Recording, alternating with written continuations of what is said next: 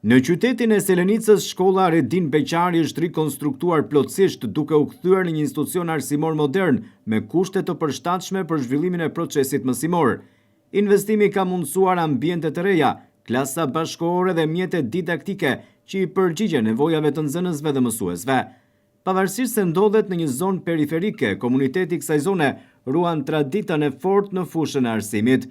Nxënësit e saj dallohen për rezultate të mira dhe shumë prej tyre ndjekin studimet e larta, shprehet kryetari i Bashkisë së Selenicës Nertil Bellaj.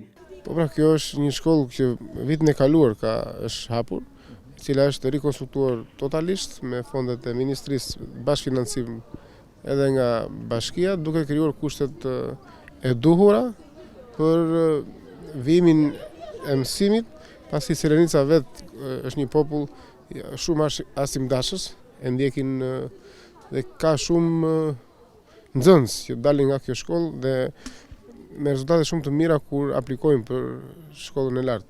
Pavarësisht se është një zonë në rrethin, por siç e thamë te provimi i librit, dashuria për arsimin dhe nxjerrjeve të njerëzve të arsimdashësh është shumë e madhe këtu në këtë qytet. Megjithatë, kryebashkiaku Nertil Bellaj thekson se numri i nxënësve ka pësuar një rënje të lehtë, çka lidhet me uljen e lindshmërisë dhe lëvizjen e popullsisë drejt zonave të tjera.